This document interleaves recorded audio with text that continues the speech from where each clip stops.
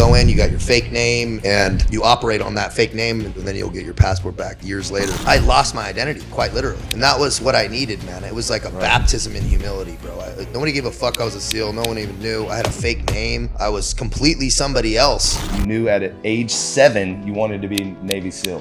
Though when you were in high school, you got kicked out for weed and fighting. By 15, 16 years old, you were shooting steroids in Mexico. While in jail, you worked doing laundry 8 hours a day, reading and writing and staying focused. Initially rejected for tattoos, you worked at Home Depot, trained relentlessly, eventually earned your spot on SEAL Team 7. And that's the fucking hard part. Yeah. But look what happens when you get real clear on what you want, man, and make it happen. Obviously, troubled past, but you do mention God factor in there. Yeah. Was it something that you were aware of, or was it something you found later? Since I was really young, I always remember there being like a guiding force. I always had like pretty clear comms with God. If you want an excellent life, it requires superior moral conduct. There's absolutely no way around it. Why am I just not happy here? It was that simple. Simplicity. Yeah. And it was right there at my feet. People looking at the horizon for some great life, and it's right here. I'm Manning Sumner. I've lived my life by one motto: no days off. No days off is never taking a day off on you. It's a commitment to becoming your best self. Get ready to be inspired to do the same. This is the Big Dawgs with Manning Sumner.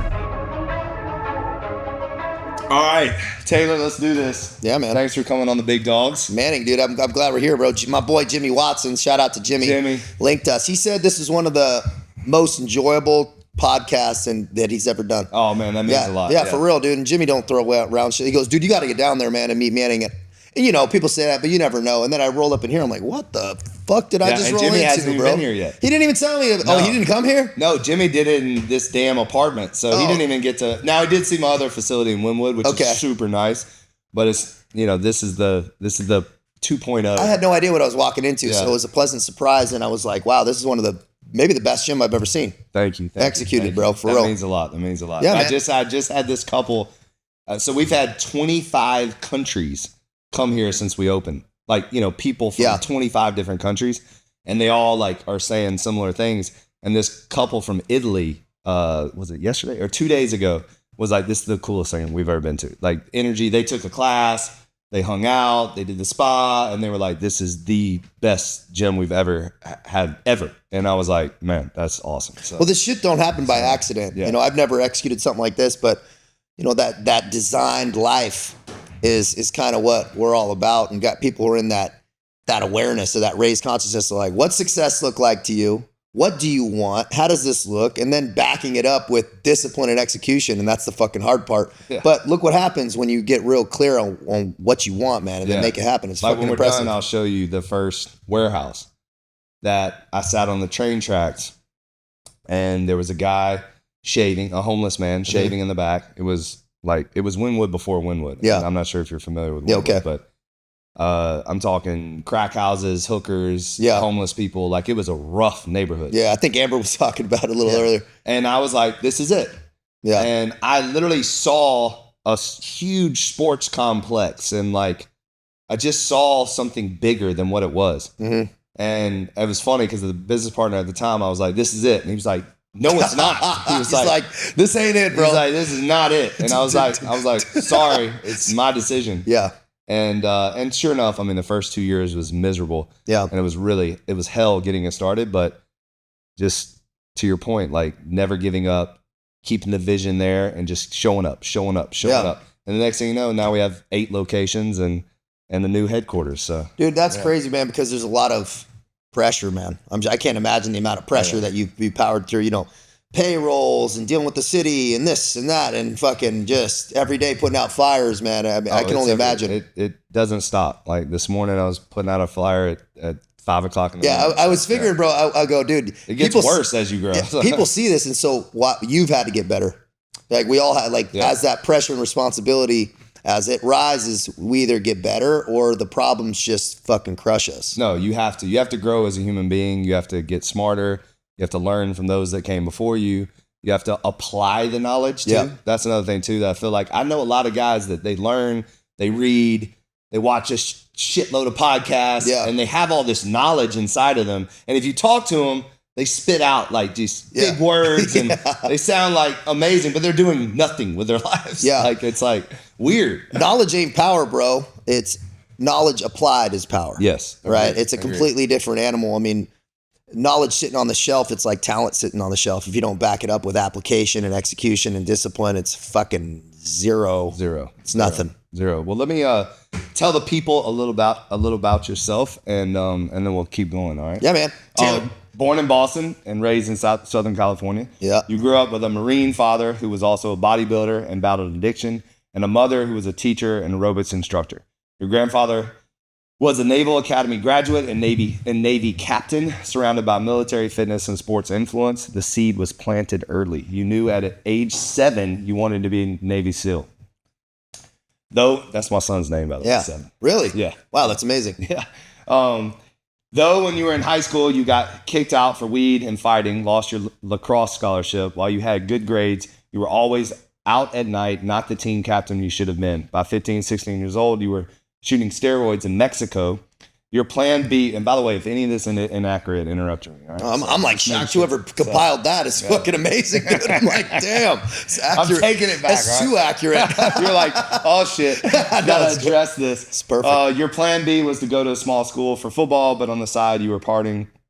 You got into a massive car accident, flew out of your car, and dislocated your hip, which didn't set you up for success in football. From being into sports to being on the sideline, you started drinking. You carried that into college and got kicked out again for possession of weed, causing chaos on campus. Back home, you worked masonry and went to school at night, but were really using and selling drugs. Eventually, you had a moment of clarity where God spoke to you and you called your dad for help and spent 5 days in lockdown psych ward. You moved back to Boston, lived in your aunt and uncle's basement, earned your associate's degree, and got back on track for 18 months. You returned to the University of California, but your discipline unraveled again, a DUI in the summer, and a pending court case followed. You still wanted to be a SEAL. A judge told you have to do 6 months in jail or you can't go into the military. Your lawyer got it down to 4 months. While in jail, you worked doing laundry 8 hours a day, reading and writing and staying focused. You walked out that day after Christmas, 230 pounds, saying you were going to be a SEAL. Initially rejected for tattoos, you worked at Home Depot, trained relentlessly, eventually earned your spot on SEAL Team 7. That's amazing. Yeah. Wow, the irony of that. Isn't synergy strange, man? I love that. Yeah. The dangerously became your identity until a bar fight led to a felony aggravated assault charge and lawsuit. You deployed to Iraq on bail, facing 6 years in prison when you returned. Then you got arrested again during probation after drinking at a concert and stealing a city golf cart. This time, you were kicked out of the military. Yeah.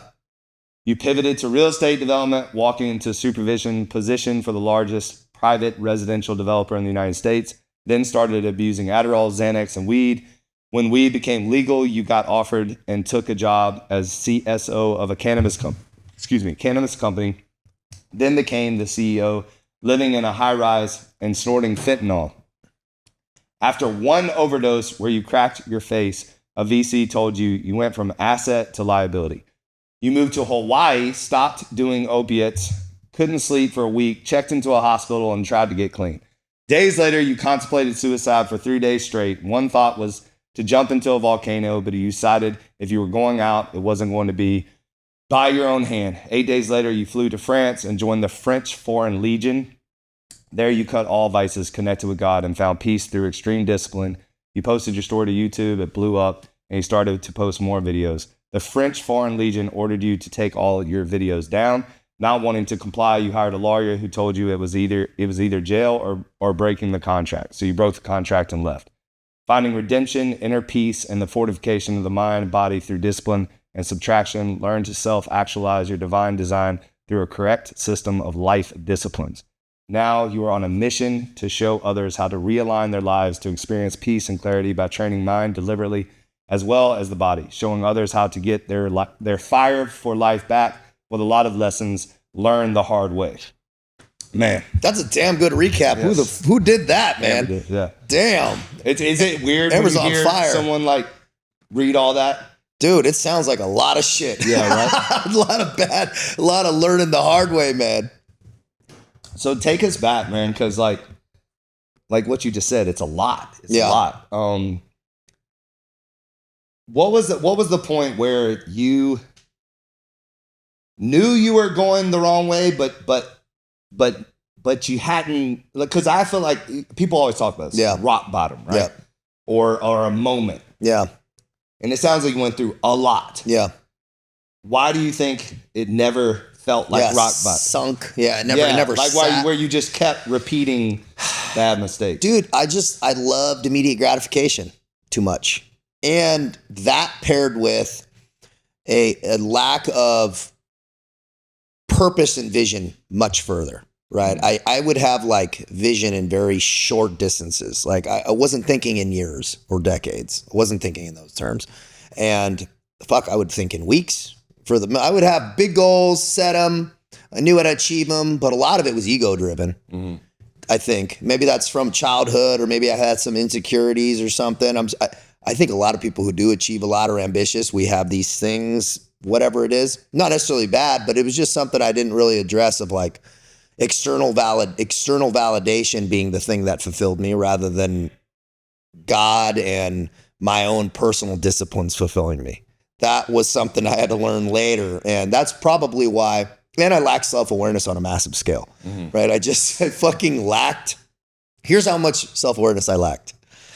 When I went to the recruiter after I got out of college, I was like, all right, man, I'm here. I want to be in the military. It's going to be the guy that was, dude, you're on probation and you have pending court cases. I was like, and like, what you guys can just, so what, dude? Like, right. And they were like, dude, it's just not how it works. That's how fucking disconnected I was from understanding even how the world worked. I'm like, I knew I would handle the shit I needed to, and I would show up, and I was disciplined-ish, which is actually more dangerous because I kind of lie to myself. Shit would happen, but I would just kind of look at it as normal. Oh yeah, you get in trouble and then you fix it, and then you get in trouble and you fix it. I had no idea what like normal looked like. And that was a lot of my problems. So there was like a ball of fucking issues that were all competing against each other, or making it, or trying to see which one was greater to really fuck up my life. Yeah. It was a lot of low moments, like, and I'm sure people that are watching, I had a lot of fucking days of shame and regret. A lot of, and I was caught in that guilt shame loop, right, on the map of consciousness, those two bottom rungs. Mm-hmm. I was just caught in this guilt shame loop. I would build it back up, self-sabotage. I would build it back up, get some momentum, feeling good, and then let the speed wobbles. I would get ahead of my skis a little bit and fucking yard sale, Right. And it was just ego driven, and okay, I'll lock it on, and then I'll go, and then the distractions, the girls and this and that, and I'd go, okay, fucking, and then something, nothing's gonna happen this time. I would like forget. What was it at age 7 though that you wanted to be a SEAL? Because that's an early, I mean, my son is 5. Yeah. And I can't imagine him in 2 years coming to me and be like, I want to be a Navy SEAL. I think you'd be surprised. Yeah. Yeah, because it was, and a lot of guys actually, they've done a lot of research, a lot of special operators and stuff, it's about that age. They kind of know. Really? Yeah, I don't know why it is. Some psychological study they did. They interviewed a lot of guys, and they're like, oh yeah, 7, 8. It was all kind of around that time. And for me, it was a very specific instance, dude. It was October 1992. I remember exactly when it was. Wow. And I was sitting on a hill, standing next to my dad, and there was glow lights glowing in the bay. And I'm like, hey, Dad, what's that? And he goes, those are Navy SEALs training in the bay. And I'm like, what, dude, man? I even get the chills now thinking about it, because it was such an impactful moment. From that point on, I was trying to get my hands on documentaries, Men with Green Faces.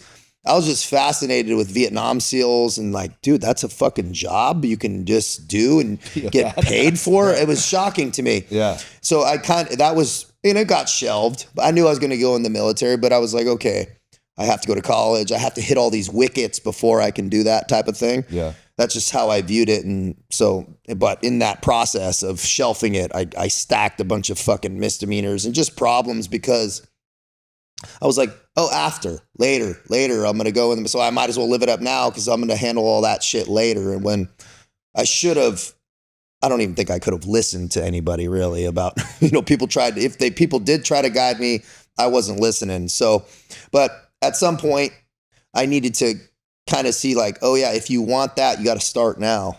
Right? Why don't make this road more difficult than it needs to be? And that door was almost shut to me. Do you think that because it feels like I've met a few SEALs now, and it feels like, and again, respectfully, like, because this was without context, obviously I'm not a SEAL and I don't know, but are you adrenaline junkies kind of? Like, you know what I mean? Like, is that part of it? Like, some guys are, I'm not. Okay. Me and Jimmy are very similar. Like, I don't do extreme sports. All right. Ever. I'm fucking lazy, man. I am. I'm like that's lazy. I'm like That's, I'm like the most motivated lazy person you ever see. Like, my risk management has always been low. Like, when I never was taking big risks doing random stuff because what about snorting fentanyl? That's a big risk. Yeah, that is a big risk. You're right. Like, maybe you're right. But it's like, I would say and I think that there was a lot of rooted deeper things than that, just because it was like almost like an antidepressant. I probably should have like rooted it in something more healthy, like something that actually, actually pushed the meter in the right way. But some are. Absolutely. Base jump and all that stuff. Mm-hmm. That's not the road. If it was very dangerous and it was part of the job, fine. But I wasn't like stacking on. But you didn't want it. I don't seek out danger for fun. Yeah. Okay. Really. Like, but I was in drugs and stuff, but I wasn't making the association that it was that. But if I'm going to take, I'm like, I don't skydive. I've never skydived either. Like, I have no desire to either. I've had a lot of friends die, man. And so for me, it's not really, I'm like, I think it's good for people to do every once in a while, but I'm like, I'm not going to take that massive of a risk for just fun. Right. That's just not what I'm into. Yeah. But if that adrenaline comes, I got no problem with it. We can manage it. Obviously troubled past, but you do mention God factor in there. Yeah. Were you always, was it early? Like, did your parents introduce you to God? Did you find God early? And did it like come in and out of your life? Was it something that you were aware of, or was it something you found later when you kind of came out of? Since I was really early, it's a really good question. Since I was really young, I always remember there being like a guiding force. I always had like pretty clear comms with God. I would always just kind of converse, and I always felt like this presence since I was very, very young. We weren't raised in the church at all. I was actually introduced to a lot of different religions. My mom was into Buddhism, but they were raised Catholic, so I would say I'm Christian. So we went to church sometimes and whatever when, the family was together, but there was a lot of turmoil in the house. And it was just something that I always was aware of and present of. I never have doubted a guiding force in this world. And I call it God. People call it what they want, but this is this understanding that there's these universal laws and principles that govern us, and it's like gravity. And, when I would be in my very low states, I was never like, oh, why me? It was more like, oh man, I really fucked it up this time. I'm going to work my way out of it. Just help me out a little bit. I promise I'm going to do this better. It was always, I understood that, but I didn't click it all together in that if you want an excellent life, it requires superior moral conduct. There's absolutely no way around it. It's the equation.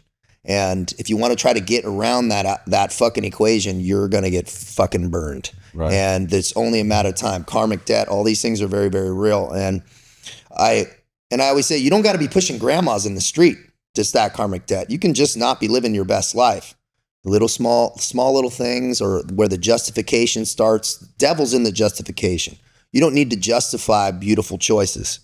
If, you don't need to justify going for a walk with the kids with drinking water on the beach. You don't go, oh, maybe I should. No, you justify the cheating, the this, the porn, the that. That's what people justify. They go, oh, well, it's not a big deal. Man, it is a fucking big deal. Mm-hmm. What you think, what's the opportunity cost of that? What's the opportunity cost of your energy? Now your frequency's a little lower. What idea are you not going to get? How are you going to approach somebody if your energy's not right?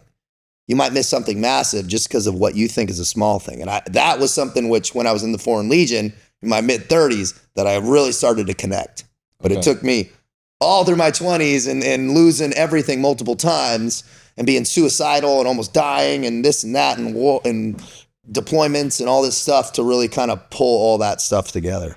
That's fascinating, because it's exactly dead on when it comes to me, it's the small things that compound. Yeah. So it's like, they're little, it may be one episode. Yeah. But when you're doing it continuously, those little things start stacking up and it becomes the person you are. Damn, that's heavy. You're absolutely right. You're wiring your brain to do certain things. And it's those aggregate drops in the bucket. It's like a bucket when the roof's leaking or something, and you put it, and then you get up in the morning and it's full. It's like just small drops, man, are what takes people down. It's not. Or builds them up. Like recently, I've been, and again, I say recently, I mean, it's been something I've been talking about for 20 something years, but recently it's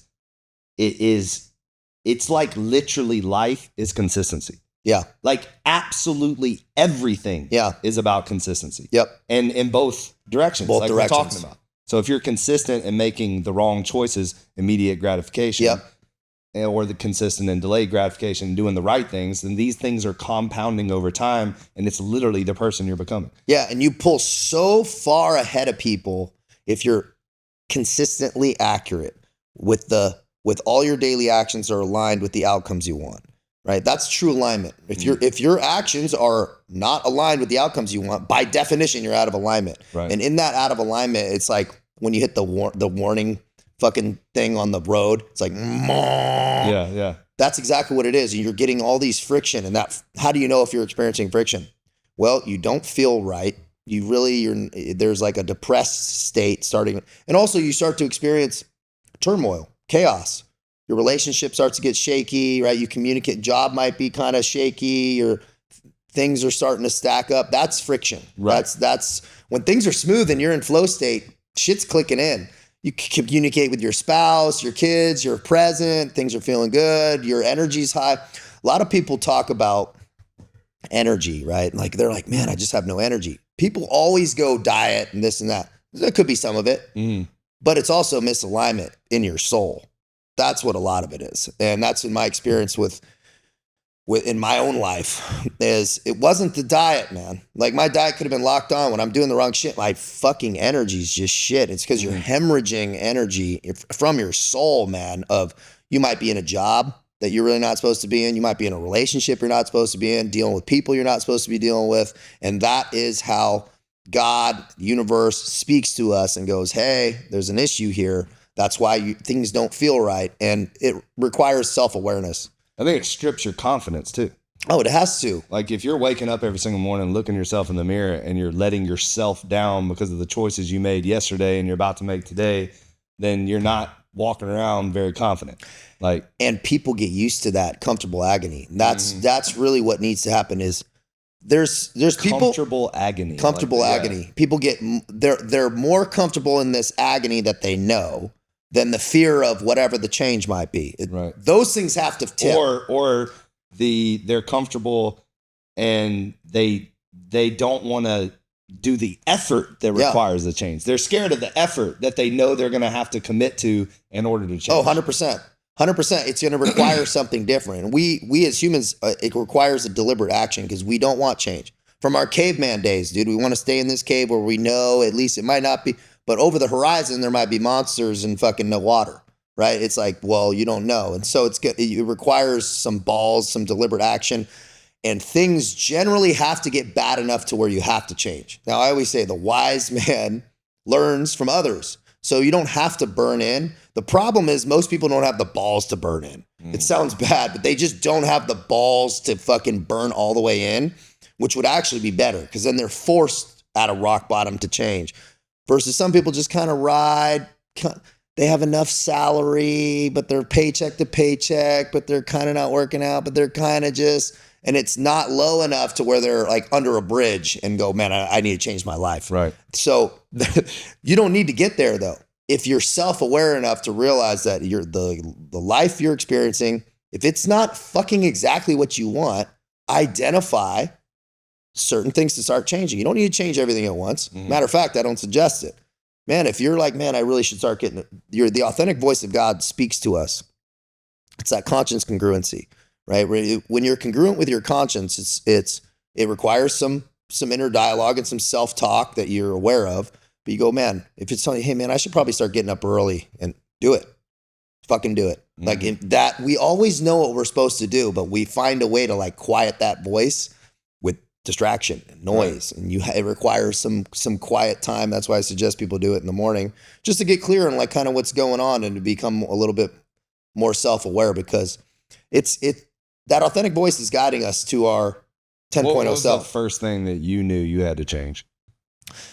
It started with making better moral choices. So womanizing and just kind of fucking I didn't have any responsibility. So it wasn't like I was cheating. I was single, you know, in the Legion or whatever. It just kind of was like, I remember walking down the stairs from this chick's house in France. And dude, it was like 2, 3 in the morning. And it was kind of earlier on in my contract. And I just remember walking out like 2, 3 in the morning. Walking shame?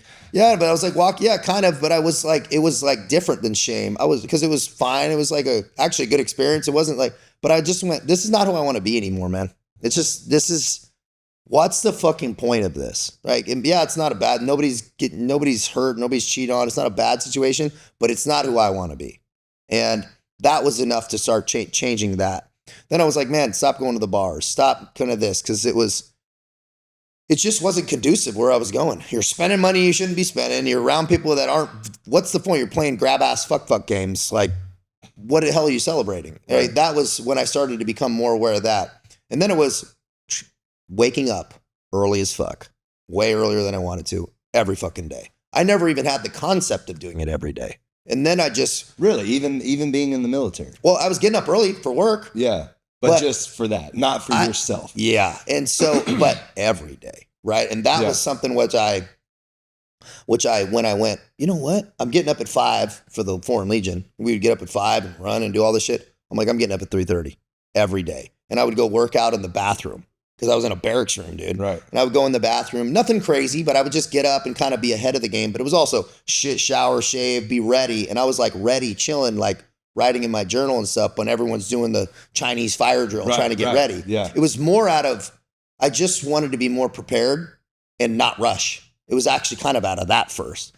And once I did that, my world changed. Dead serious. That one simple thing, I have not changed from in that Foreign Legion barracks room. I live in a gated community on a fucking golf course, and I do it in my master bedroom in the bathroom every fucking day. Still, to this day, haven't missed a day. And that was... So you wake up, so tell us what it is exactly. So my morning process, I'll wake up about 3:30 to 4, right? That time. I'm not a robot, so I try to keep it around that time. But I get up, I immediately get coffee. But no phone, no email, no news. That's key. I do not check my phone, no email, no news, nothing to mess up my chi. Then I go into the master bathroom or wherever I'm in, hotel room, Airbnb, doesn't matter. And then I'll fucking sit. The lost art of just sitting and doing absolutely nothing. I don't try to meditate. I don't try to think. I don't try to do anything. I'll sit for, 5 to 10 minutes and maybe just let my thoughts kind of go where they are. I might read some Stoic philosophy, right? Marcus Aurelius Meditations or something. I love Stoics. Or just something but just a few quotes, just to kind of, and I'll take some notes, maybe something like that. Then I'll go into some movement. I love Mike Tyson push-ups. That's like one of my favorite just exercise because it's quiet. Yeah. Burpees and shit are just doing too much at 4 in the morning. Also for me, dude, I'm not a psychopath, right? I don't have the demons, but I just one deliberate movement, right? One deliberate movement to shed that caveman anxiety. That's good to get us moving. Yeah. And then I visualize a little bit. I put music on. I'll pace around a little bit, and I'll think of who I'm building, right? Where I've been, and it's trippy now because I used to remember in that barracks room visualizing, which I highly suggest people do, and that's a huge part of kind of what I think is massively important, is visualizing, man, not what you want, but who you're building, and fucking being excited about the person you're building and what you get to do that day, and fucking you're up early and attacking life, man, and actually showing gratitude, because gratitude's a fucking action word, not a feeling. And I'm like, all right, man, let's fucking do this. It's a positive evolution. Yeah. It's a feel good evolution. And then I start my day, and then I'll go into my phone, my email, all that stuff. But 30 minutes, man, it's the best. That changed my life when I started doing that every day. And I just went, oh, days off, weekends, vacations, I do that every day. Sure, it might be compressed. You might be tight. You might have a flight or something, it's right. But I always hit it. It's like absolutely something is non-negotiable. It's amazing because it goes back to consistency. Yeah. It's like, to me, it's not the 20 minutes that you're doing. That's not what it is. No. It's the 20 minutes every damn day. Yeah. You know, for years. For how many years now? Years, man. Fucking maybe close to half a decade now. I mean, think about that drip. Yeah. Think of how big your bucket is now. Yeah. And I saw something, you have a quote downstairs, which is like something along the lines of, the universe doesn't take days off. It's something that's just a massive piece. The universe doesn't take days off, bro. We seem to think that we're some way apart from any of this. Dude, we are the universe's evolution of consciousness of itself. It's crazy. We are more connected to this earth and everything. Why do we think like that we're any different? Every day you should get up, and just like Mark really says about the bees get up and do their thing, bro. The birds, they get up and fly. Why do you think you don't get up and do your human shit? Get up and do your human shit every day and be deliberate and conscious about what you're doing. People get up, oh man, and grab their coffee, and the kids yelling, another rushing out the door, and their fucking toilet paper's hanging from the back of their shoe, fucking pants unbuttoned. It's like, bro. I feel like 80% of the world's always just in panic mode. Like, dude, panicked. Like, and it's all because they wake up early. Serious. That's it. It's that simple. And then here's my favorite. I'm not a morning person. Not a morning person. I go, dude, I got news for you. Your circadian rhythm is what it is. We're not nocturnal. That's why people who work night shifts are, bro, they suffer. Yeah. It's hard, bro. Anybody who works swing and night shifts are like, shit, dude. Like, we aren't designed to be nocturnal. So we're designed to get up when the sun goes up and go to bed when the sun goes down. And it's a much more healthy rhythm. There might be some outliers, there always are, but that's very rare. And I go, yeah, you are a morning person. You're just disciplined at night sucks. Yeah. It's a huge difference. I go, you stay up and scroll and watch fucking Netflix and all this shit. And I'm not opposed to some of that stuff at night, but doing it until the wee hours of the morning just because you don't have a real reason to get up early, man, that you have to put so much importance on being great in the morning and for your day that the night starts to get correct, right? You're like, man, I'm looking forward to really be in my best self tomorrow morning, and I want to get up early and do it, man. I want to go to bed, man. Right. I want to lay down and get rest and in that good state. It requires discipline on both ends. Yeah, you got to set yourself up for success. Yeah, if you're trying to stay up and get up at 4 and you're going to bed at midnight or 1 in the morning, fucking, it's not gonna happen. Yeah, I just saw a video on like if you want perfect sleep, and it's not rocket science. No, it's like turn off your damn television. Yeah, turn off your phone, or at least have it away from you. Yep. Have the room pitch black, dark, and cold as fuck. Yeah. And go to sleep. Yep.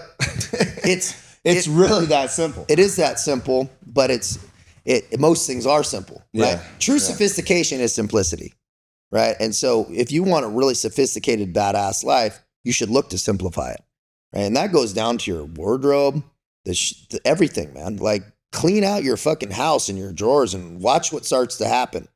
Organize everything. Get your daily habits systemized, and so you don't get decision fatigue. I'm sure you've found out in your life and running businesses that you figured out what you're going to eat every morning and every day in the middle of the day and all the time is fucking wasted time, dude. You probably have some things you like and kind of rotate them, but you have an idea because you've done it for so long, right? You have a kind of an idea. That's what it requires. You need to start systemizing these processes so you don't have to figure it out all the fucking time.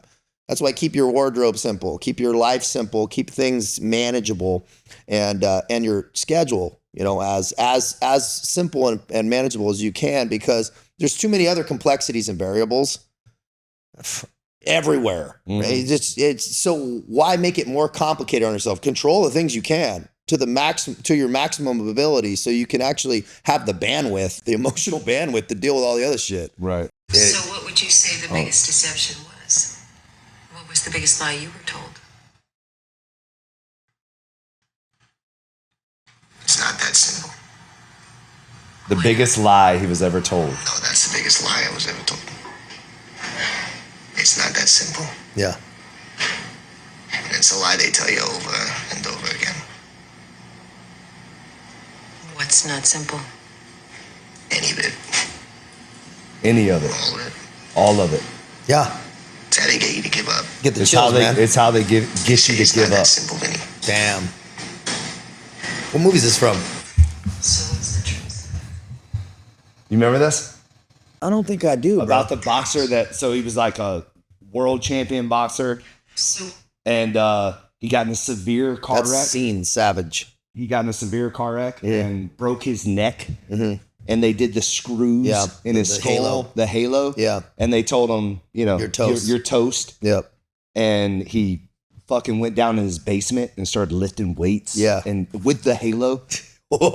Like, you got to see this movie. I'm gonna see it. It's so badass. And then they're interviewing, and they're like, what's the biggest lie you've ever, or I don't know. Ever been told, what I'm saying? And he was like, it's not that simple. And she's like, why? And then at the very end of that, he goes, because it is simple. Yeah. And it was crazy because I talk about exactly what you just said.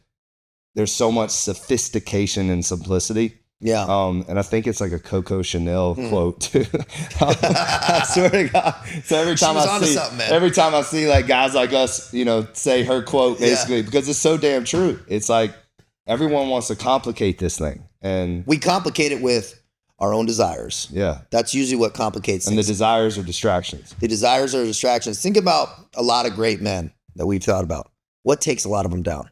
Lust. Yeah. Right? Yeah. And what is that, right? It's adding complication into your life that's unnecessary and very, very fleeting, right? Yeah. And it destroys people's lives. And this idea of simplicity, right? It is that simple. Bro, think clear, right? Think about your relationships and how you communicate and where your frequency is, and being accountable in a very straightforward and clear way with yourself. Like, oh man, if I'm in a bad kind of a mindset, some shit's going on, bro, excuse yourself, fix it, right? Move. Think about ways to maintain your frequency. Think about we're energy, man. And so that simplicity, it goes into, man, keep yourself even keel as possible throughout the day. I just had never thought about any of this shit. And why would I, right? We're just, at some point, I just woke up to the fact that everything's my fault. All of it. And right.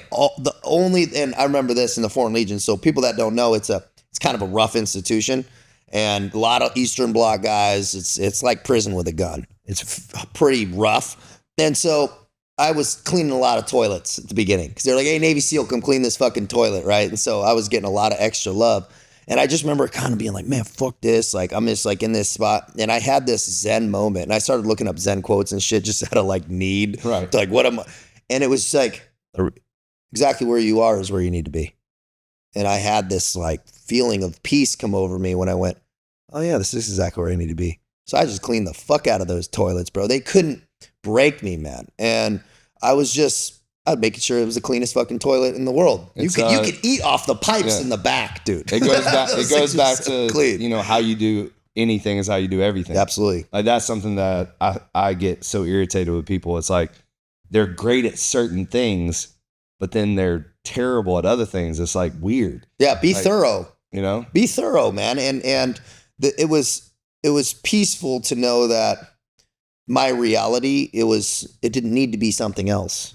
And so I was like, okay, well, let me just make myself great in this current reality that I'm at. And that was all I cared about for years. And we deployed to French Guiana, deep jungle operations, did stuff on the Russian border and fucking anti-terrorism, domestic missions in interior France. And it was a wild time, man. And through that entire process, I was like in the jungle, like intermittent fasting, like training, and I was just like, I'm just going to do this shit all the time, man. Read, write, think about my own thoughts. I'd be patrolling for days, man, and just processing what I was building, the story I was writing, being here. Nobody even knew I was fucking there, bro. I was off the grid for years, half a decade over there. And so I was like, this is going to be a great story, man. And I'm like, I'm going to fucking write a great story with this. But to write a great story, you have to be at the other end of the redemption arc. Right. You have to fucking come out of it, dude. You can't just go into it and then don't come out of it. There's no story, just into the abyss. So I had to get right. And so that was a lot of. Have you written a book yet? No, it's almost done though. Yeah, it's coming out, man. Okay, great. Yeah, we're going to have a book to series adapt ideally. And so they have a good agency kind of looking at it. Awesome. I'm just hammering it out, dude. It's almost done though. Okay. Yeah, it's going to be a cool story. And just, I'm going to dive into, because there's SEAL books and a lot of stuff. And so what's interesting is there's nothing in there about SEAL shit. I'm just a Navy SEAL who happened to be a foreign Legionnaire. So it's like paragraph, if that. And it's a lot of, I want to dive into the characters, bro. The fucking guys that are in the Foreign Legion are fucking, it is the most interesting spread of human beings. 150 nations represented just in 7,000 dudes. Wow. So it's a lot of Ukrainians, a lot of Romanians, a lot of Hungarians, a lot of guys from Brazil, a lot of Colombians, a lot of guys from Nepal. No, you are required to speak English? French, man. So you're required to speak French? Not when I showed up, dude, but they'll teach you. Yeah. You know, they have like, because that sounds like a lot of languages coming together. Yeah, and so we all speak with catch-all dog shit French, which is challenging because language is powerful. It connects people, and so little jokes, little this, little that. That's hard to get across when you're learning a language, fucking challenging language for English speakers. But because it's just hard pronunciation to actually, they don't pronounce their letters. And so we don't, it's in my California accent is, they hated hearing me speak French, dude. Cause I'm like, R, you know, shocking the gnar. They're like, what the fuck, dude? Yeah. My accent's terrible, but it was useful because it made me shut the fuck up. Cause I can talk, man, you know, but it made me shut the fuck up, listen. And so I was just in a long process, years of just listening to my own thoughts, to other people, because I couldn't communicate for the first couple of years, right? Little bit, but you're really just shut up and go up on that hill or run this and do that. And how long were you there? About 5 years. Wow. Yeah. So, and 4 and some change. And how old were you? I was 34 going in there. So I wasn't a spring chicken, bro. So I was. So 34 to 39. Yeah. 7 years in the SEAL teams. Okay. Right. And then I did 2 years of the civilian work. And then 4.5 some, you know, and so I wasn't a spring chicken going into boot camp, bro. No, right. Infantry boot camp, dude. And I hadn't run like that. In the Foreign Legion, I think it was like a kind of God playing with me a little bit, you know, is I hate running. It's for the enemy. I'll do it. I can. I'm good enough to be a Navy SEAL and run. Like but I'm the line, right? I am the line, bro. And the Foreign Legion is one of the biggest running units in the world. They run, dude, every morning they'd get up 5 miles minimum, rain, snow, anything, dude. Just terrible weather, they're running. And it would be 5, 6, 7. Dude, you run a half marathon, dude. They don't even eat. They don't eat breakfast, dude. I was dropping weight like crazy and just getting hammered, bro, in the back of just miles and miles running in the snow and the rain going, all right, man, I guess we're here doing this. Yeah. But I won't quit, man. That's just one thing about me. It's an interesting process because there's no application. There's no anything. There's nothing. So the only way to join is to go show up at the door and knock like the fucking Wizard of Oz. Really? Yeah. You got to show up with a black duffel bag and your passport. And I knocked on that door, man, in October of 2019, and it was the Hunter's full moon, man. And I walked in, I said a little prayer, bro, and I was like, just look out for me, man. Let's do this. And I knocked on the door, and the guy brought me in, said, give me your passport. I didn't see that passport again for 3 years. I didn't see that. They gave me a fake name, when I passed everything. It's about 1 out of 15 guys actually passed the initial selection. What's like a pre-selection and a selection. It's an IQ test. A lot of Interpol background checks, interrogations, and psychological evaluations, medical, all that shit for about a month. Then 1 out of 15 guys will pass that. Then you go in, you got your fake name and all this, and you operate on that fake name until you get additional paperwork passed through, and then you'll get your passport back years later. And so it was, I lost my identity, quite literally. And that was what I needed, man. It was like a baptism in humility, bro. Nobody gave a fuck I was a SEAL. No one even knew. I had a fake name. I was completely somebody else. And so I got to create somebody else, which was powerful, man. It was, I needed that time, that isolation to really get clear on the fact that there was no more external validation that was going to make me happy. And for anybody, I'm sure you realize you've achieved a lot of stuff and are still doing it. It's not that makes you. Right. It's your family being proud of you. It's you being proud of yourself every day. That was the only thing. And that one was like, it was like this aha moment. I went, oh, because I started looking at Ukraine kicked off. I'm looking at mercenary groups and then down in Africa. And I'm like, all right, what's the next thing to make me feel tough and like proud of myself or like some Band-Aid. What next institution can I put a label on that I can call myself, And I realized, dude, it's never ending. I'm just going to keep doing that until I catch a bullet, and then for chasing something that doesn't exist, when I'm like, oh, the fucking answer's right here. And I like looked around my barracks room, dude, and I'm like, why am I just not happy here? It was that simple, that simplicity. Yeah. And dude, I'm getting the chills because it was this moment. It was like God just like opening up, like pulling back the curtains and going, bro, all of it's right here. And I went, oh shit. That's when I decided I'm just going to start getting up earlier. I'm just going to be more intentional about what I do and how I can. It was cut away the shit that just wasn't serving me anymore. And that fucking was that simple. And it was right there at my feet. People looking at the horizon for some great life. And it's right here. Right. It's right here. And the achievements and the success will come when you're that right person. Just start working on yourself now and the rest falls into place. So how I ended up in Miami is kind of cool. I played football at Auburn University. Okay. And then what position you play? Inside linebacker. I was a lot bigger than lay the hat, bro. 22-inch neck. Badass, dude. Yeah, 240. Man, playing at Auburn as a white dude, playing middle linebacker. My dad bro. Played. That's too. Sick. Yeah, I was one of 12 white guys out of like 100-something dudes. Yeah. It was definitely I was the minority for sure. But I broke my back in high school, and then they told me I'd never play football again, and I rehabbed myself back. Was Defensive Player of the Year in Alabama. Then walked on at Auburn as a preferred walk-on. Earned a scholarship my first year. And then my redshirt sophomore year, I broke my back again. Damn. So I had a decision to make. It was like, and I had laid paralyzed on the field twice. Holy fuck. Damn, dude. Yeah. And like not long. I mean, it felt like eternity when I did it, but literally going, paralyzed from the neck down for like 30, 40 seconds and not telling anybody. Yeah. I didn't tell a soul. Yeah. Like, Yeah, who are you going to tell? Yeah. Nobody gives a shit. You know? So I didn't even tell anybody. So when I broke my back the second time, they offered me a medical hardship. We're like, hey, you can finish out your degree, exercise science. And then before to graduate, I got to pick an internship. So I was a strength coach at Sanford University. Okay. In Birmingham, Alabama, where I'm from. Nice. And then simultaneously, I started training some athletes at the AC Fitness that actually my dad opened up with this guy. So I'm training athletes, doing the strength and conditioning thing. And a buddy of mine was a model here in Miami. He's like 6'4", gorgeous black man. Yeah. Modeling down here, living the life, living on South Beach. And he calls me up and he's like, hey, if you shave your head, and this one I had lovely locks. Yeah. Those days are over with. But he's like, if you shave your head, I can get you a body double, stunt double job for Bad Boys 2. Very cool. I literally shaved my head 20 minutes later. I love it, man. Yeah. He said, you got the job. I drive down to Miami in a beat up Nissan Maxima stick shift with cloth interior with $2,000 to my name and everything I own in the car. I never forget coming over the bridge, seeing the Miami Beach sign.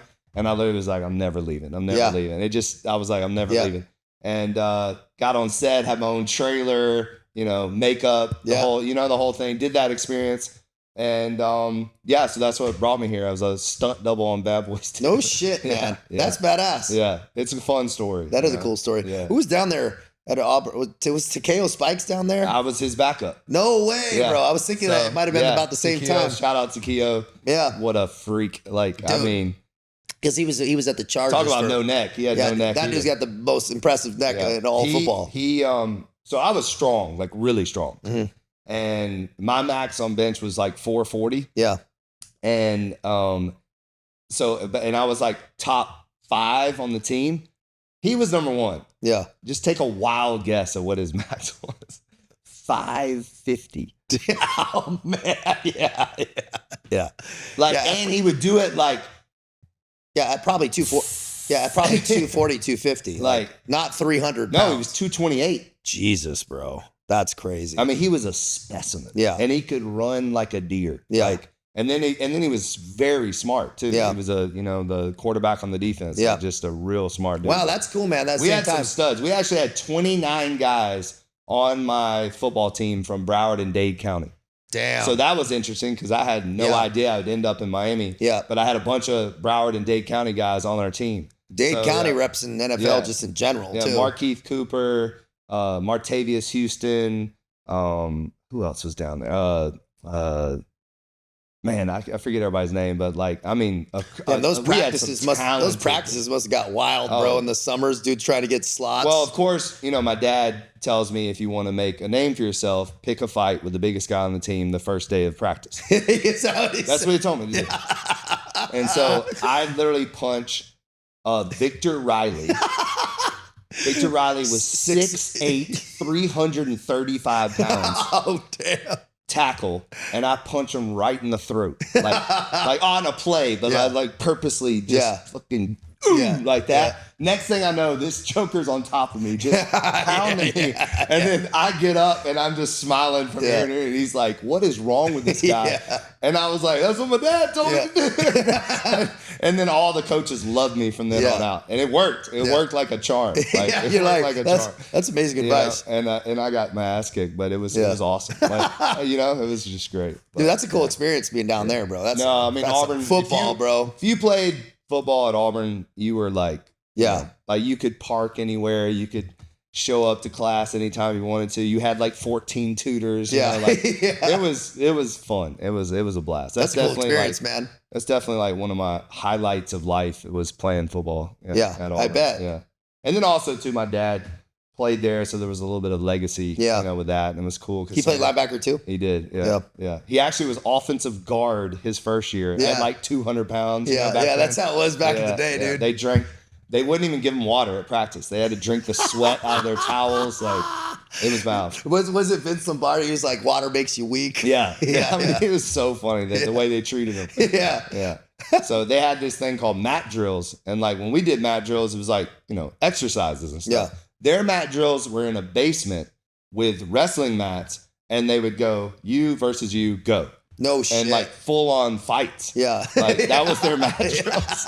Talk about being illegal now. Yeah. That's a cool experience, bro. Yeah, man. It was great. Must have been fun as shit. And then what it did for me is it really opened my eyes to why I got injured. Yeah.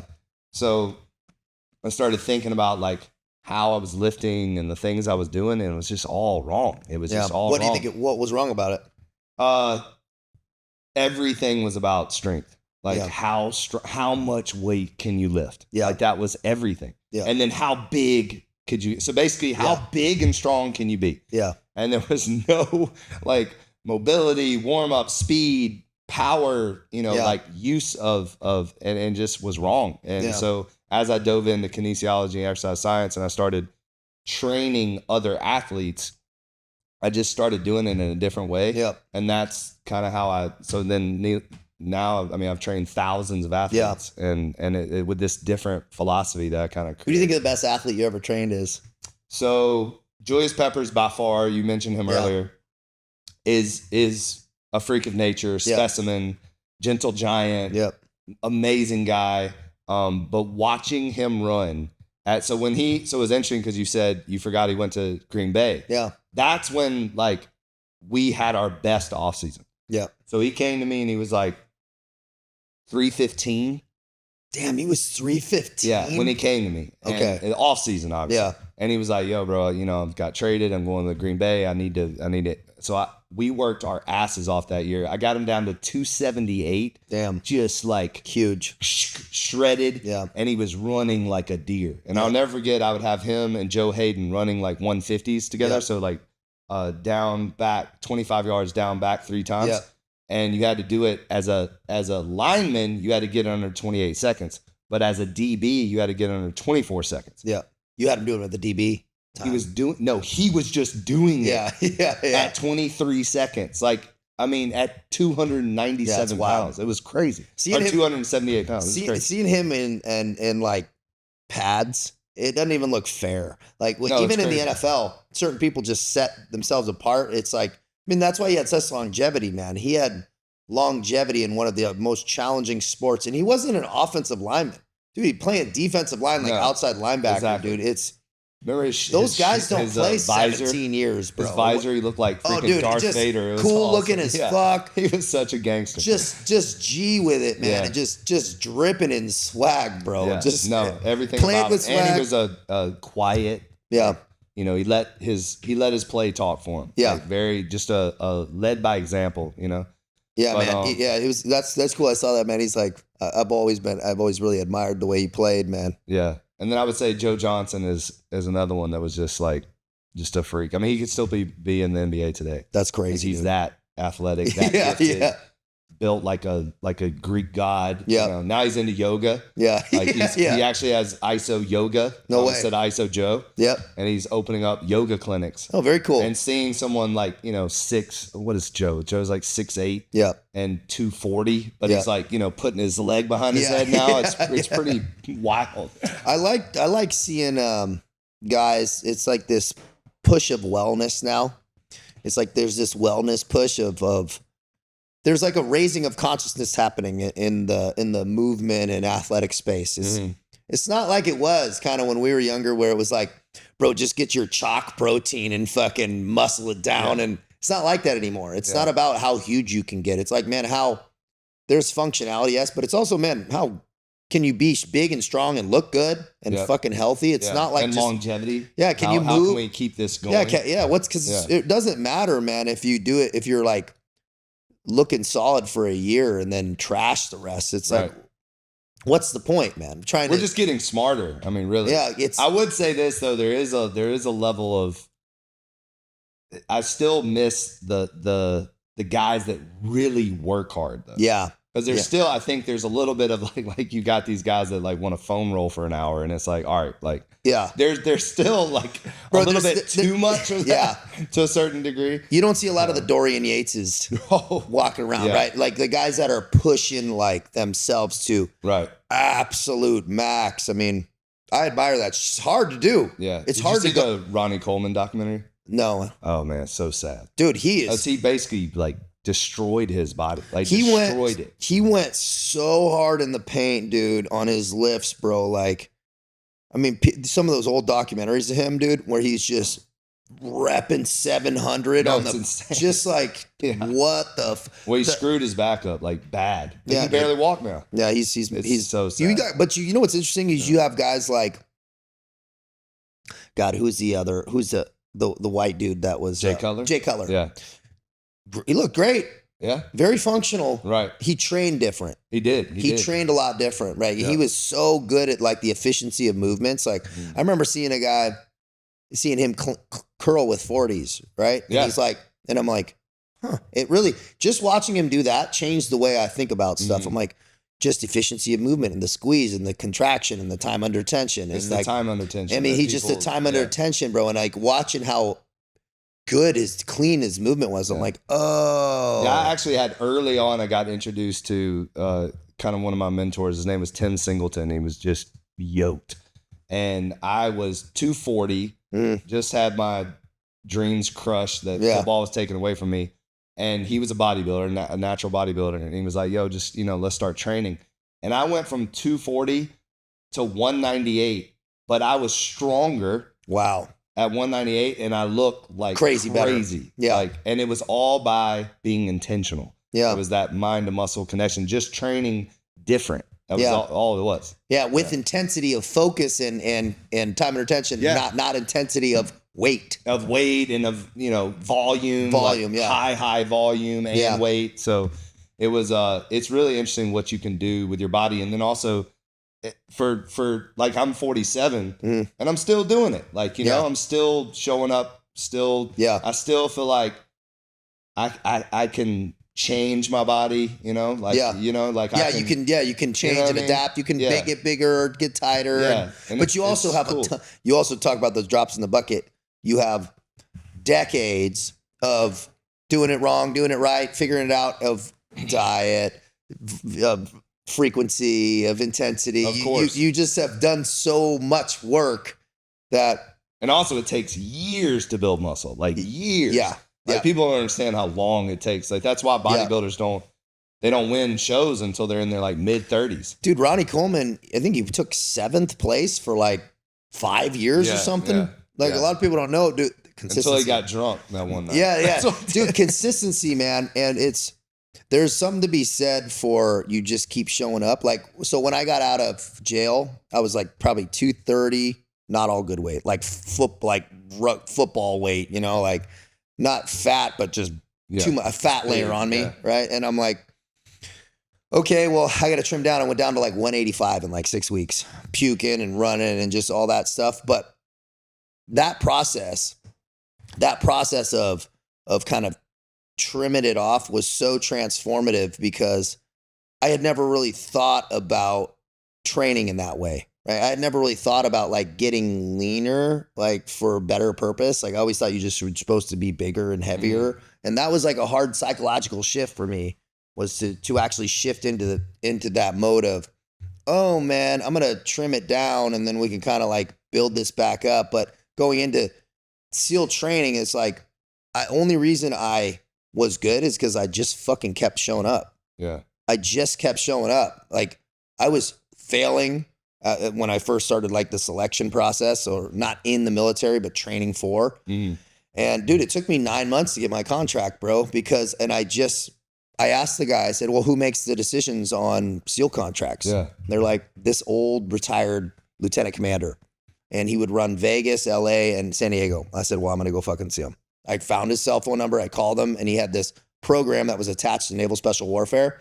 And dude, I was stacking boxes at Home Depot, fucking at night, living at my mom's house, riding a bike. I go buy this like $500 shitty fucking car. And dude, I just started showing up. Some days I'd be the only motherfucker show up, dude, dead serious. And they'd have me running up in the hills of Camp Pendleton, puking. Dude, I had never run 5 miles in my fucking life. And they're like, we're running 5 miles. And I'm going, what? Like, damn, I had never done that. And I hated it.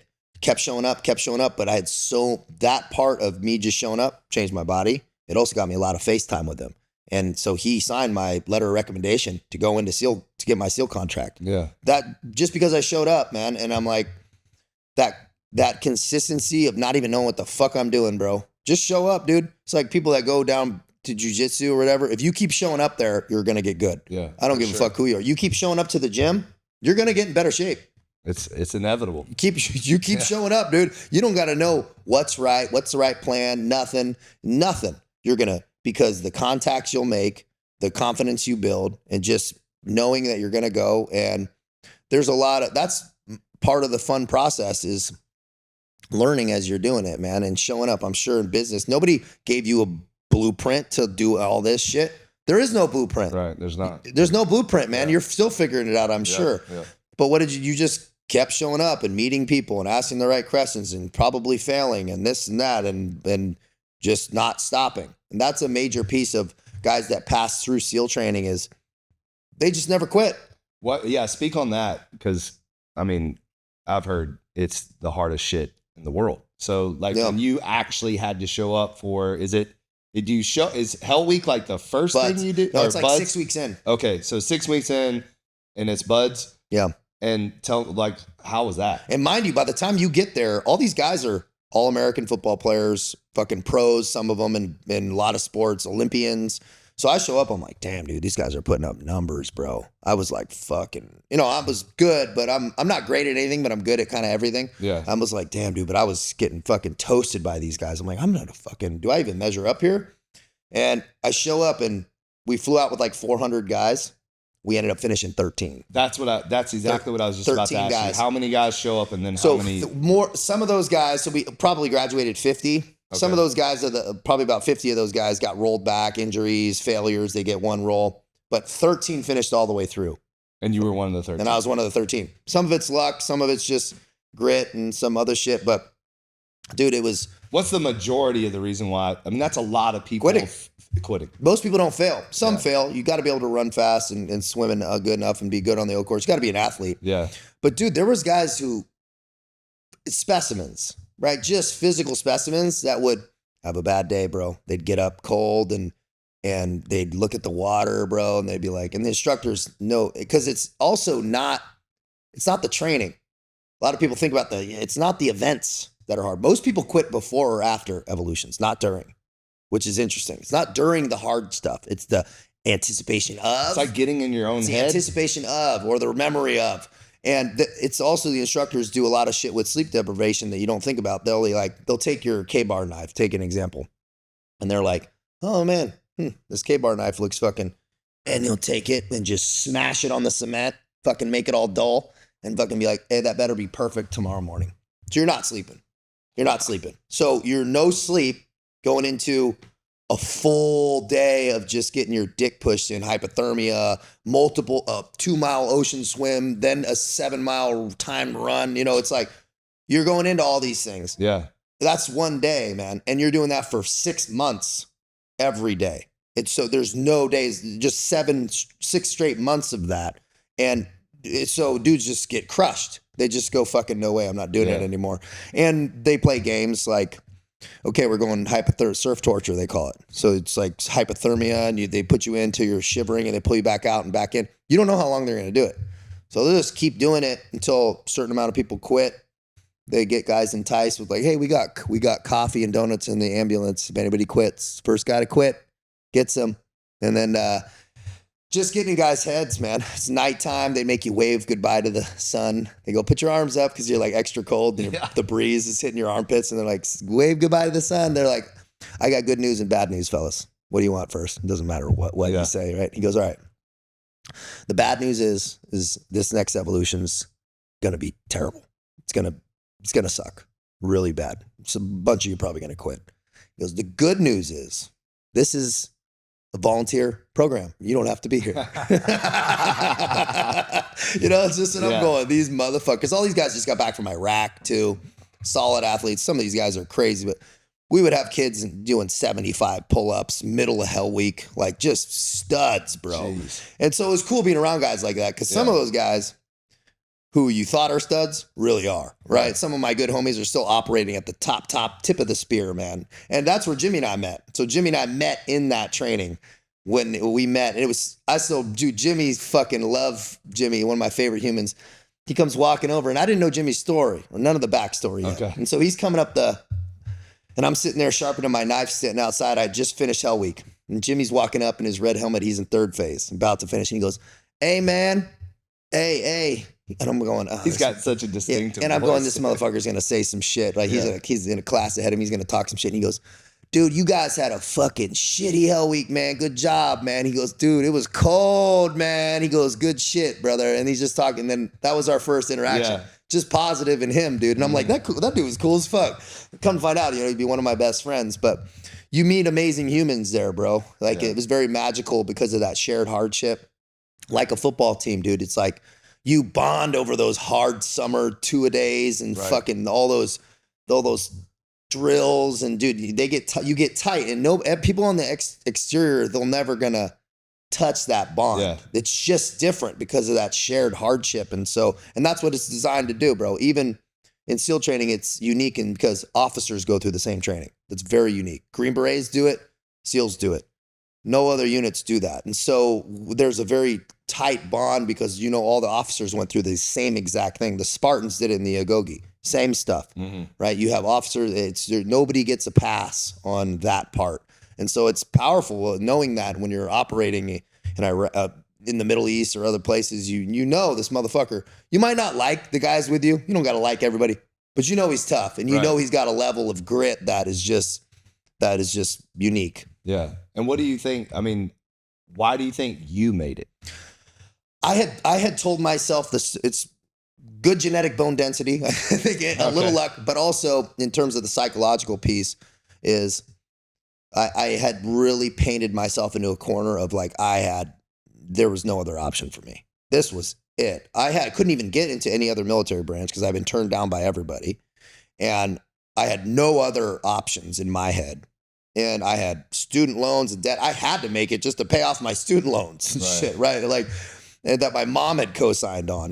My mom's a single mom, and so I had some pressure on real life shit that I'm like, dude, I gotta make it because I don't have another option. And what the fuck else am I gonna do? It was my entire dream and world were wrapped up in it. And it's unique talking to a guy like you because you've lost a dream before, something that was you and like your identity, like. When I lost my SEAL trident, I was very much similar. It's like you go through this like grieving. It's different. If you've never really been tied into something that tight, it's like your identity. Right. Like you playing, like, dude, you're a fucking football player at a fucking D1 massive school. Like, who are you now? Yeah, you've been told that you were going to do that since you were like 5 years old. Since forever. So, exactly. That's what you did. Yeah. And then you pull that away. I can't imagine what it's like for NFL players and stuff. It's like, I'm sure they go through, they've been doing it since little kids. It's like, now what? And special operators or guys any guy in the military, it's like, if it was something that you really was deep in you, that was your identity, bro, it's dangerous to, and this is something that I started to learn, is that don't make your entire identity and pride wrapped up in something external of you. That is anything that can get taken away from you like that, bro, is fucking dangerous. It's not the badge, it's not the uniform, it's not any of that stuff, man. Those external things aren't really what is your identity. Who are you, right? Are you that good father? Right. Are you that good, or that good moral guy that people can rely on? Or are you proud of your daily habits? Like, that needs to be the core.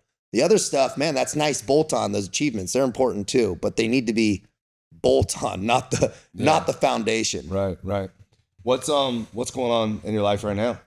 Dude, after the Legion, when I put that video in and I started getting influx with, dude, I was going to kill myself and I didn't, man. And I really appreciate you selling that out there, and I'm like, hey man, that's what it was, and so I started going, hey, maybe there's something here. And like, people are like, well, what are you doing in the day? So I just started to build a blueprint. Like, hey man, here's kind of what I do in the day. And I got some good feedback. Guys were like, relationships are better. I'm like, okay, I can make this into something. Yeah. I was suicidal in my fucking truck with a sawed off, and, for days in the jungle. And now I'm, living great life every day and fucking happy and fulfilled. I said, I could show people what I do.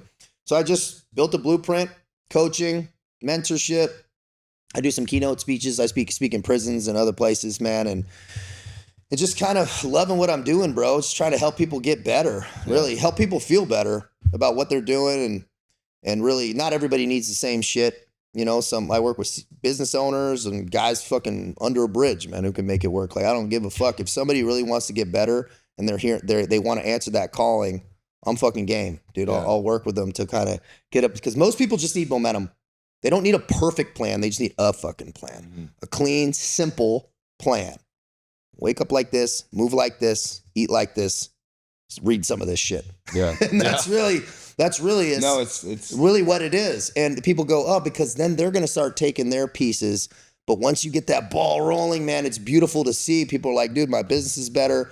And that's what I say. I go, man, if you want to make more money, start self-developing. Mm. They go, well, how's tracking my macros going to help there? I go, well, just do it, motherfucker, and you're going to see. Yeah. Because the way you do anything is the way you do everything. Are you thorough? What you don't measure doesn't get managed. It's going to all bleed into all these other things. Start doing it so you can be deliberate about all this shit. And then you start to remove variables and your bandwidth opens. Now you're more patient. Now you're a better fucking father. Now you've been up earlier. So when your kids get up, you're present, not rushing around. What are the secondary and tertiary effects of you getting better?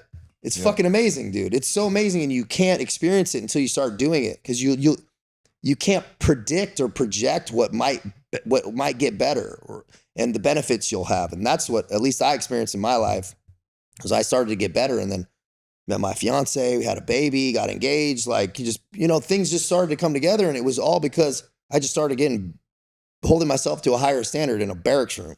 Right. That's it. And that was and I could have never foreseen being in a happy relationship. And so I just didn't see that for me and for many years. And now I experience it. I'm just so fucking grateful, man, just every day. And so that gratitude, I'm not changing anything. So that's what I like to do, is just show people that the consistency matters. And I record it every day on my Instagram, and I record me getting up and me doing my process every fucking day. So it's like my roll call. I do not miss a day, and everyone can call me out on it if I do, but I never have. So I'm like, people are like, I've been watching you for 2 years, man, 3 years, just waiting, and you just fucking never miss it. That's the fucking key, bro. Yeah. That's the fun part. Wow, that's cool. What? Tell me a little about your tattoos. Like, when did you get your first tattoo? Dude, I got my first tattoo at like 16. Okay. Probably. I was like the kid on the football field with like tattoos and shit. Yeah, like, all right. Guy, just below the football, just below the pads, And then And then it just started kind of growing. I did my whole back. It's like the battle of good and evil.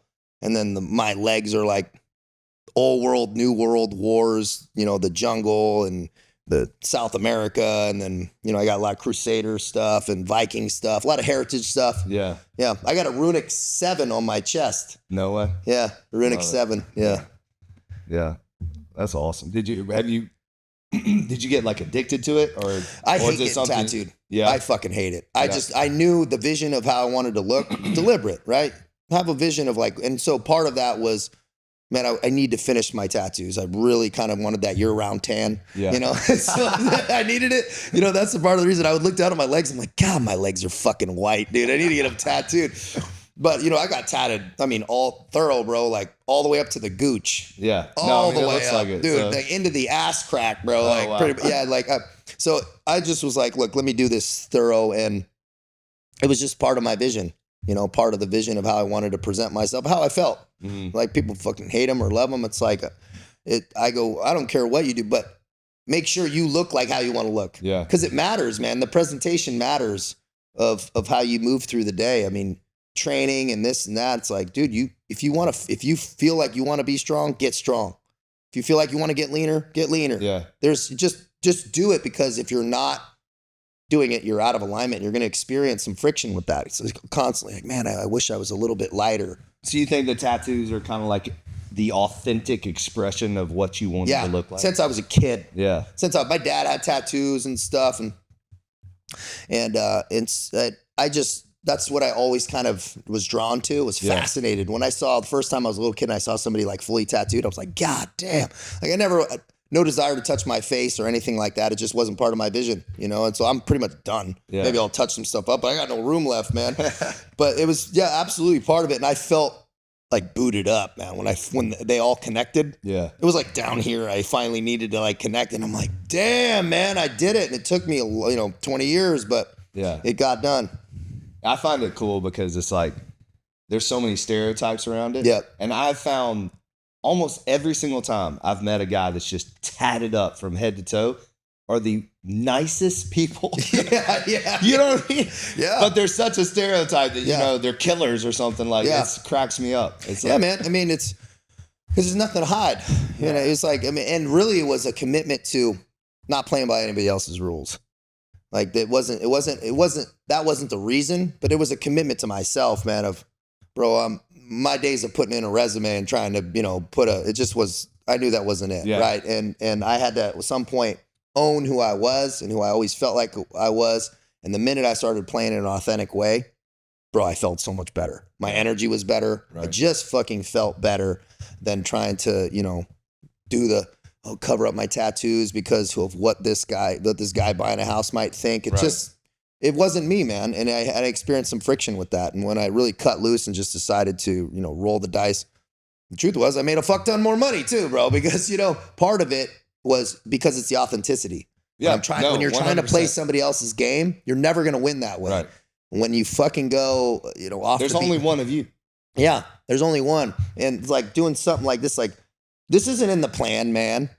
Like this isn't like in some business book, like how to fucking execute. Bro, you got multiple businesses operating in this space, and I was just, mentioning that getting to create a unique ambiance and environment trickles down from the top. Mm-hmm. We call it command climate. Okay. We call it command climate. What's the command climate? Because it always is down from the top. The CO, it's like, if the command climate's bad, it means leadership's bad. That's just how it is. Yeah. And so it's like you get to create something, and that's not in any kind of, nobody's can teach you how to do that. And you got to do it in an authentic way. And yeah, it's just been great, man. Yeah. I remember when I first kind of sketched this out, my architect was like, I don't understand it. And then I had to put together this Pinterest board. And then the first iteration they sent me, I was like, that's not what I said. Yeah. And so I had to go back and be like, I want it like this, I want that. Then once we kind of got the foundation done, then the quotes and the painting and stuff like that, I made they paint that middle container ship 7 times. Like literally I was like, nope, that's not it. Nope, that's not it. Remember that, Oscar? So yeah, I totally get it. I mean, I think that authenticity is what allows people to own what they do and how they do it. Yeah. Because if you're not truly authentic, your authentic self, then you're basically like lying to people. Yeah. You know? And Absolutely. it's like, and then also too, it's I find that it's interesting when you meet people that are authentic, it's like you're drawn to them. Yeah. Because it's like we can smell bullshit.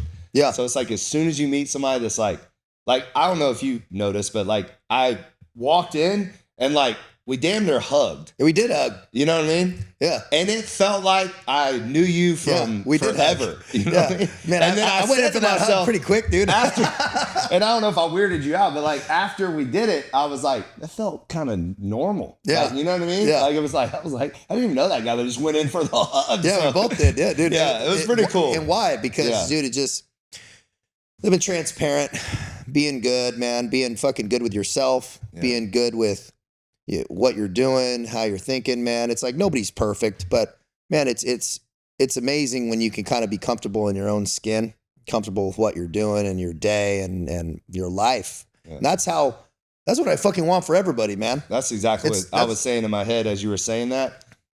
It's sad that Yeah. there's so many people that just can't be themselves because they're worried about what the world tells them they're supposed to be. They're worried about the world and also the work, right? And That's a good way so to put it. it requires a deliberate life requires a deliberate effort.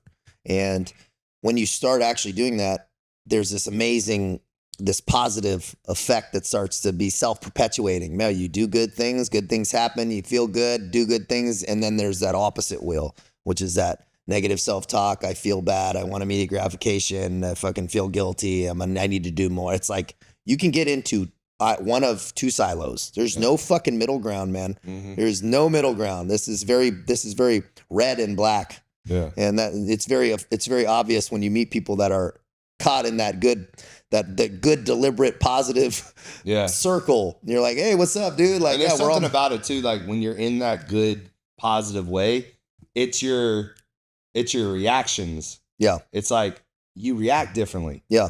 Like I tell people all the time, when you're living your best life, like living your best self, like when you're trying to do better every single day, I say the quote that I have is no days off is never taking a day off on you. It's a commitment to becoming your best self. I love that. So it's basically like never take a day off on you. Yeah.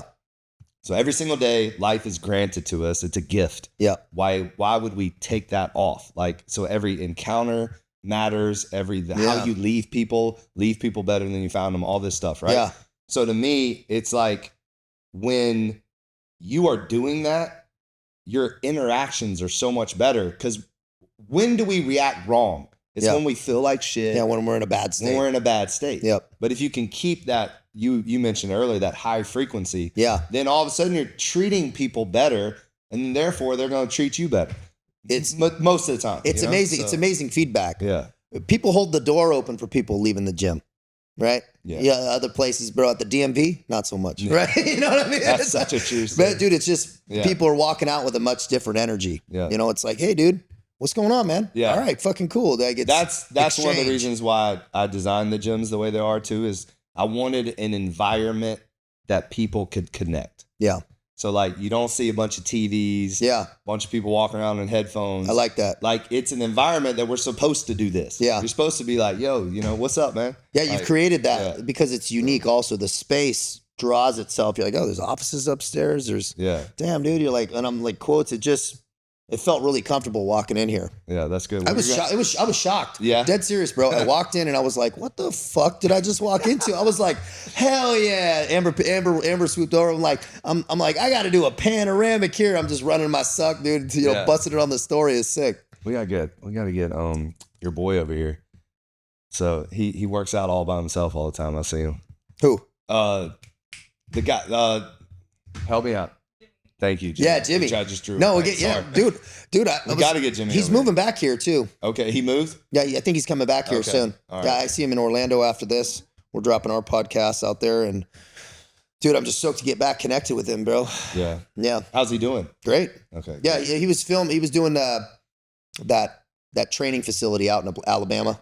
It's Okay. like faith-based training. But I'm like, dude, you're reading some scripture and then doing CQC or what's going on, bro? He's like, yeah, dude. I'm like, damn, that's what's up. That's cool. That's cool. Yeah. Yeah. His story was incredible. Dude, he's got maybe one of the most legendary stories of all time. Yeah. Legend. He's a legend, bro. And so just chill about it, man. You'd never know. No, you never know. Dude, that guy's built from different type of cement, dude. Yeah. Warrior to the core. No, definitely. Yeah, dude, they always say Jimmy's one of those cats that says break glass in case of war. You know what I mean? He's one of those, dude. And do you know Gareth? I don't think so. All right, I gotta connect you with him. Yeah. I connected him and Jimmy. And Yeah, I'd love that. You would love him. Yeah. Like, same type. And like things doing private security right now, but he's yeah, man, he's connected. just got that same like energy vibe. Bro, and that also goes into the, when I won't hit on it too much, but your connections, man. You're connected, who you connected with, right? Be deliberate about that. Be intentional about how you show up for people. Be intentional about who you are. So you show up, so you're a contributing member. Right. And then who you're connecting with, man. Reach out to people, talk to people, man. If people are where you want to be, ask them, what's up? And you'd be shocked. People will teach you, man, if you're willing to learn and are willing to provide value for people. I agree. Last thing I always ask people, is there anything that you would love people to know about you that you don't think they do? Dude, I love chess, man. I've been playing chess since I don't think I've ever told anybody that, but I've been playing chess since I was like 5. No way. Really young, dude. And so I play a couple international blitz games every day, like little 10-minute games. So I'll play quite a bit. Interesting. Yeah. I've always wanted to learn how to play chess. Dude, you'd love it, bro. Yeah. It's so legendary too, man. In your house, in your office, you can get a big 6 set. And because you can sit there for an hour or two with somebody and like, it's a beautiful game, dude, because it's the only game that requires no luck. There's strategy, no luck. It's just if the other person makes a mistake, but there's absolutely no luck involved, right? It's just complete strategy. That's interesting. Yeah. Well, man, I appreciate this. Yeah, dude. I appreciate everybody being here. It's been a really cool experience. So I appreciate it. And I'll let you get down there and lift. I know you're chomping at the bit. Yeah, dude. I'm definitely gonna go hit it up, dude. And so yeah, man. It's if anybody wants to reach out to me, TaylorCavanaugh.com. That's the best place to do it. All that contact form goes right to me. I don't AI anything. It goes right to my personal email, my Instagram, TCavOfficial. That DM me also. I don't have anybody answering my DMs. And then my YouTube, Taylor Cavanaugh, TCav TV, where we dive into our deeper principles, and I do everything stream of consciousness, no edits, no anything. So one take, I always post the first take, man. Since day one in the Legion, now we're at hundreds of stories, and so it's been a path, man. We do gym sessions and too, bro. I'll be filming out here too, so I'd love to film at your spot too. And I'd like to film with different cats, and it's like, I'm fascinated with people's stories, man. Like I'd love to have you want to just talk about the path because everybody's got an amazing story, and there's always some people that have pushed past thresholds.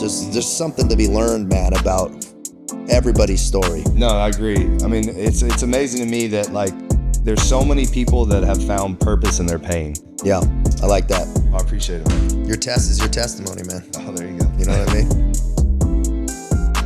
Thank you so much, man. Yeah, dude. Yeah.